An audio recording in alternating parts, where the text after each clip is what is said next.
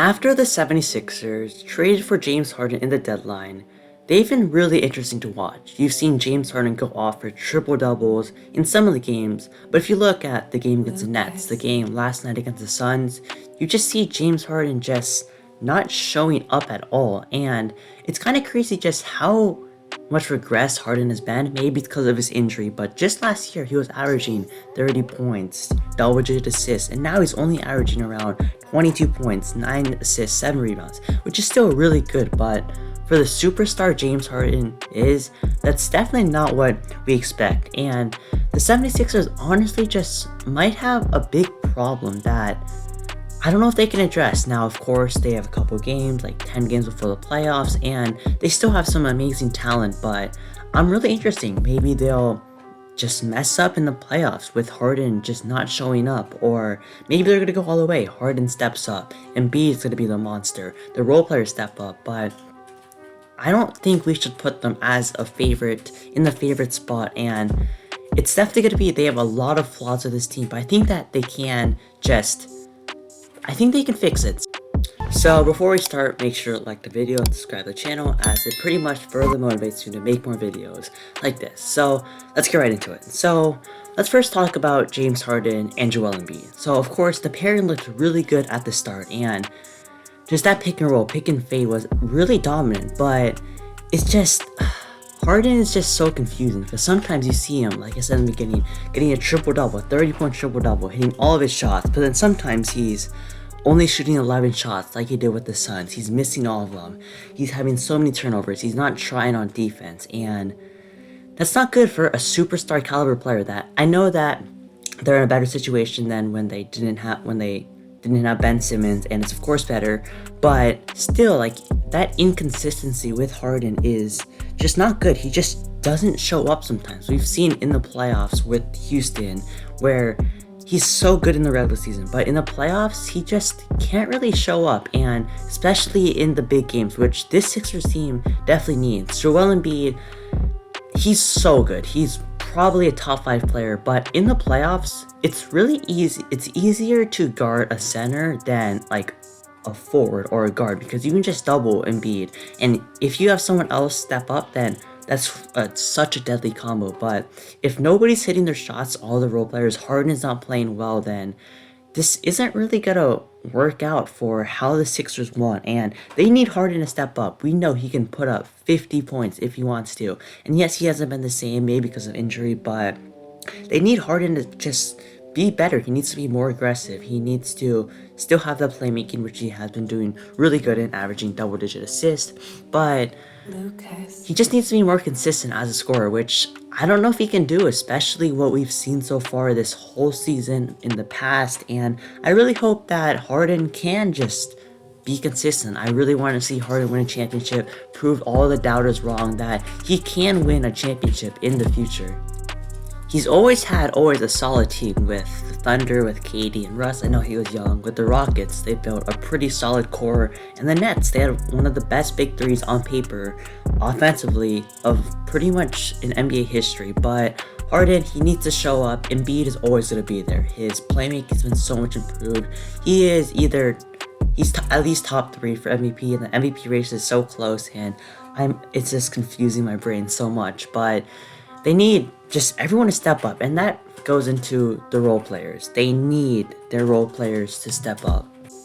And pretty much one of the biggest problems has to be their depth. With outside of Tyrese Maxey, Embiid, and Harden, they just aren't a very deep team. Tobias Harris still hasn't found his role, and I don't think he will. He's a guy you can get a bucket. He's a decent catch and shoot shooter, but with Harden and Embiid, he's not really a really good fit. He's also making $35 million, which is way too much money. And even their other guys like Georges Niang, Shake Milton, Furkan Korkmaz have just been pretty bad. They're known for their shooting, but they've pretty much Furkan been out of the rotation. Shake really can't hit a shot.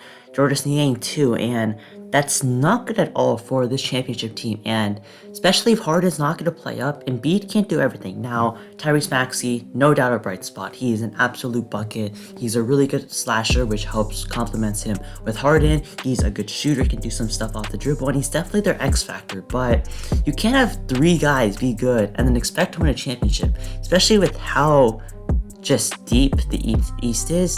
They need everyone to step up. Their three-point shooters to make their shots. The defenders like Matisse Thybulle to play good and hopefully make a couple shots. And I still think that this team just has a big problem. And if their depth doesn't step up, then that's actually like really concerning, because like if you look at the Bucks, they're a very deep team. They got the big three, Bobby Portis, Brook Lopez. They got a couple other like Grayson Allen and a couple other quality players. And even a team like the Celtics are pretty deep, though Robert Williams did get hurt, which is really sad to see.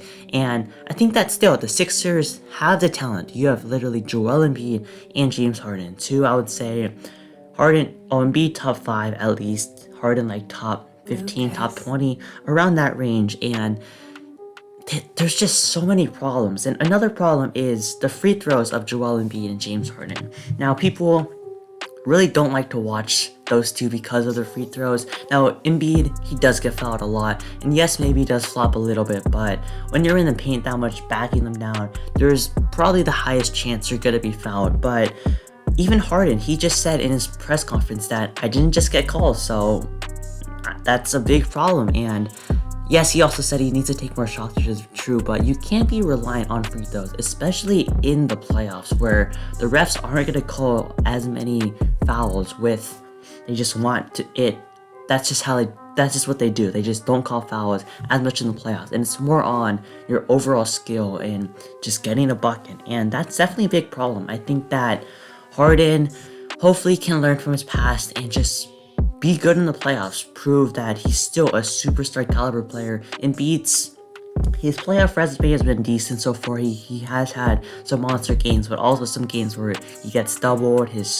No one's really helping him, and he's faced some really big struggles there.